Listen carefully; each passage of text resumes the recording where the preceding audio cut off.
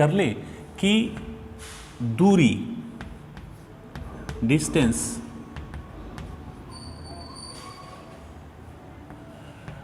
क्या है।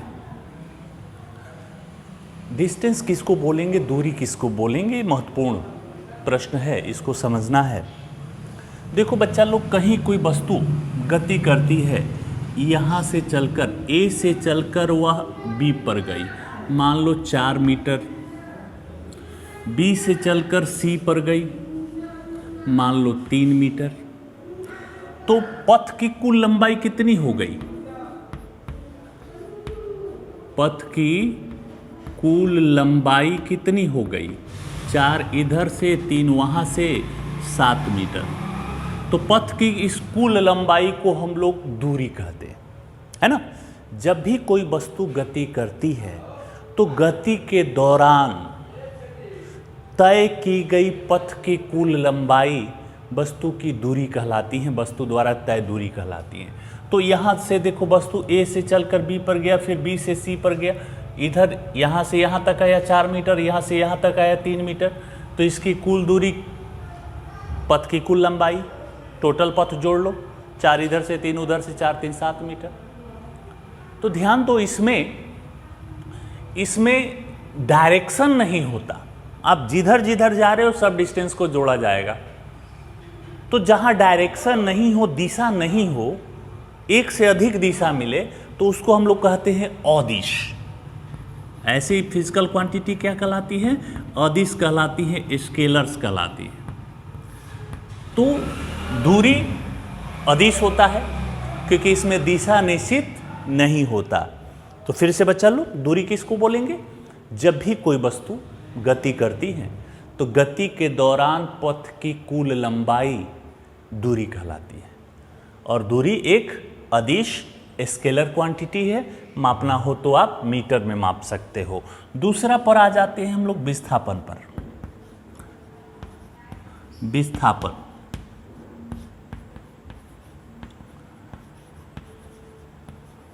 डिस्प्लेसमेंट। विस्थापन क्या होता है, डिस्प्लेसमेंट क्या होता है? तो कुछ बच्चे समझ लेते हैं कि दूरी और विस्थापन एक ही है। नहीं बच्चा लोग, दोनों अलग अलग है। बात यहाँ समझना है, उदाहरण से भी समझना है।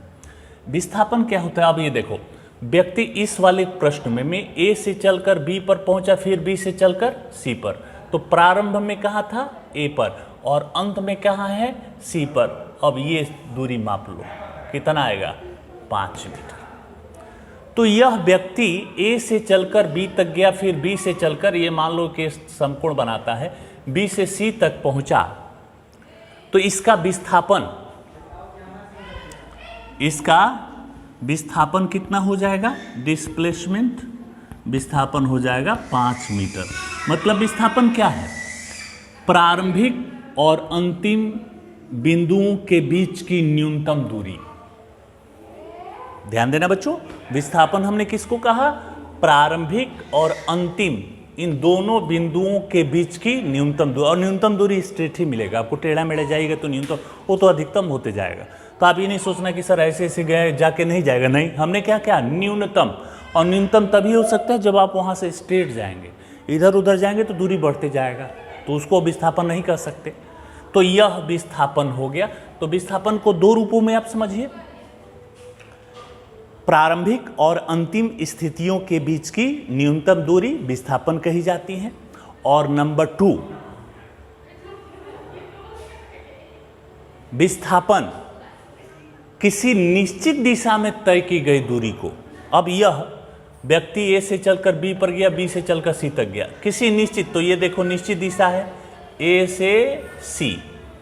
तो दूसरी डिफिनीशन हम लोग क्या देते हैं? एक निश्चित दिशा में, डायरेक्शन में जो दूरी तय की जाती है, जो डिस्टेंस तय की जाती है, उसको हम लोग क्या कहते हैं? विस्थापन कहते हैं। तो विस्थापन के 2 तरीके से डिफिनीशन, किसी वस्तु के प्रारंभिक और अंतिम स्थितियों के बीच की न्यूनतम दूरी को विस्थापन कहते हैं, अथवा किसी वस्तु द्वारा किसी निश्चित दिशा में तय की गई दूरी को विस्थापन करते हैं। तो बच्चा लोग, डिफिनीशन में क्लियर है कि दिशा निश्चित है, और जिसकी दिशा निश्चित हो उस राशि को हम लोग क्या कहते हैं? सदिश कहते हैं। वेक्टर। तो विस्थापन कैसी राशि है? सदिश राशि है ना। तो ये दोनों में बहुत सारे बच्चे डिस्टेंस और डिस्प्लेसमेंट को एक समझ लेते हैं। नहीं बच्चा लोग, ऐसा नहीं है। डिस्टेंस में आपको डायरेक्शन नहीं देखना है, जिधर जिधर जाना है सबको जोड़ते जाओ। और डिस्प्लेसमेंट में प्रारंभ में कहाँ थे और अंत में, बीच में आप 20-25 रास्ते से होकर गुजरे हो, उससे हम मतलब नहीं है। प्रारंभ में कहाँ थे और अंत में कहाँ है, डिस्प्लेसमेंट में यही देखना है। और जबकि डिस्टेंस में और बीच में किधर किधर गए थे वो सब देखना है। तो ये अब इस पर आधारित एक इंपॉर्टेंट क्वेश्चन आता है कि दूरी और विस्थापन में अंतर।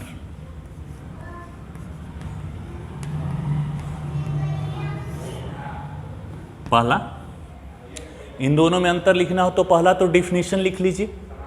क्या डिफिनीशन में लिखेंगे कि दूरी पथ की कुल लंबाई और विस्थापन किसी निश्चित दिशा में तय की गई दूरी। पहला डिफिनीशन हो गया। दूसरा में लिखोगे दूरी तो अदिश है, इसमें दिशा नहीं होता है, स्केलर होता है। और यह क्या होता है, दिशा होता है इसमें, तो यह वेक्टर होता है, सदिश होता है। तीसरा, दूरी कभी भी ऋणात्मक नहीं होता, यह सदैव धनात्मक होता है। यह सदैव धनात्मक होता है, जबकि विस्थापन धनात्मक भी हो सकता है, ऋणात्मक भी हो सकता है और शून्य भी हो सकता है।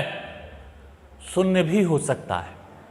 ऋणात्मक कैसे? अब कहोगे सर अभी जो बताए थे उसमें तो विस्थापन 5 मीटर आया था, ऋणात्मक कैसे? अब ऋणात्मक ऐसे होता है, ध्यान देना। हम यहाँ से चलकर देखो, यहाँ से चलना शुरू किए, यहाँ तक आ गए, मान लो हमने 5 मीटर, कितनी दूरी तय की? 5 मीटर।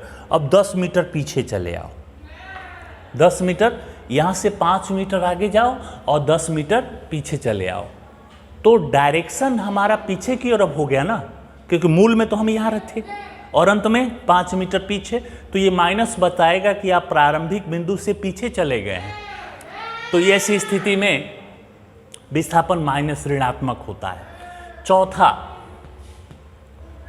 अगर दूरी शून्य हो तो विस्थापन हमेशा शून्य होगा, ये फिक्स है, ये बात समझना है। हमने कहा कि दूरी 0 होगा तो विस्थापन भी 0 होगा। ऐसा क्यों? इसका कारण क्या है? तो आप ऐसे समझिए, दूरी 0 होने का मतलब क्या है? अगर हम गति करेंगे तो गति करेंगे यहां से यहां तक तो कुछ दूरी मिलेगी ही, लेकिन दूरी 0 होने का मतलब है कि आपने गति नहीं किया। जब आप गति ही नहीं करेंगे, आप मोशन में नहीं है, तो आपका डिस्प्लेसमेंट कुछ होगा नहीं। तो दूरी 0 का मतलब गति प्रारंभ नहीं हुआ है, गति शुरू नहीं हुआ है, इसीलिए दूरी 0 है और इसी वजह से विस्थापन भी 0 है। लेकिन इसमें आप लिखेंगे विस्थापन 0 हो तो दूरी 0 हो, यह आवश्यक नहीं है। अब देखो 5 मीटर इधर हम गए और 5 मीटर आ गए, दूरी कितना हुआ? 5 इधर से 5 उधर से 10 मीटर, तो दूरी तो कुछ मिला, लेकिन विस्थापन कितना हुआ? 5 इधर से 5 उधर से 5 इधर, अंतिम माइनस प्रारंभिक कर दो, 5 - 5 0। क्योंकि दूरी, विस्थापन क्या है? प्रारंभिक और अंतिम स्थितियों के बीच की न्यूनतम दूरी। तो 5 मीटर हम गए और 5 मीटर आ गए। तो ध्यान से देखो बच्चों, जहां हम थे वहीं पर आ गए, तब तो हमारा विस्थापन 0 हुआ ना। और जबकि दूरी कितना होगा? 5 मीटर इधर से 5 मीटर इधर से, मतलब विस्थापन 0 हो तो दूरी 0 नहीं हो सकता। दूरी कुछ हो भी सकता है, शून्य भी हो सकता है, शून्य नहीं भी हो सकता है। पांचवा, दूरी पथ पर निर्भर करता है। दूरी पथ पर निर्भर करता है। कैसे? खुद सोचो। हम यहां से, पथ कैसा है? पथ मतलब रास्ता।